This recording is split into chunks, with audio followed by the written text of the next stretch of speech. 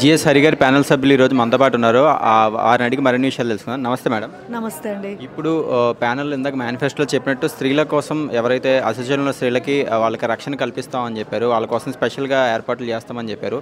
అంటే ఎటువంటి చర్యలు తీసుకోబోతున్నారు ఫ్యూచర్లో అంటే ఫస్ట్ ఆర్టిస్టులకి వర్క్ దొరుకుతుందో లేదా అనేది ముఖ్యమైన అంశం అండి. అలాగే వాళ్ళు లొకేషన్స్లో సేఫ్గా ఉంటున్నారా లేదా, ఏదైనా ప్రాబ్లమ్స్ ఉంటున్నాయి అనేది. ఇది ఇంతకుముందు కూడా చేసినది, కొత్తగా పెట్టిన మేనిఫెస్టో ఏం కాదు.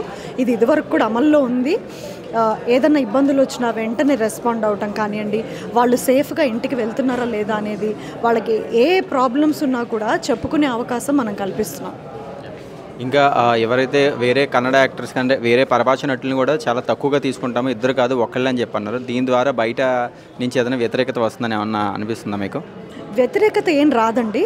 ఇన్ని రోజులుగా మేము అది ఆల్రెడీ చాలా సంవత్సరాల నుంచి పోరాడుతున్న విషయమే, కొత్త విషయం ఏం కాదు.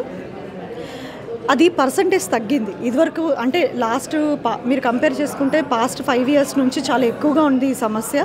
అది కొద్దిగా పర్సంటేజ్ తగ్గింది. ఇప్పుడు పూర్తిగా నిర్మూలించుకునే అంటే రూట్స్తో సహా తీసేసే అవకాశం మాకు కలిగిందనమాట.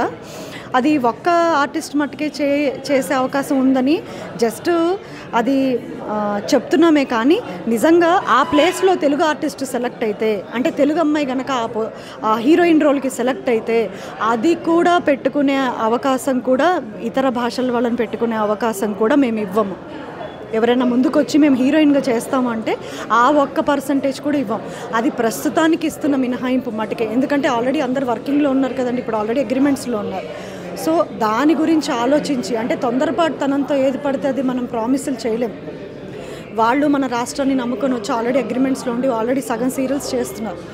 అందు గురించి కల్పించిన మేనిఫెస్టోలో ఉన్న పాయింట్ అనమాట. Thank you so much.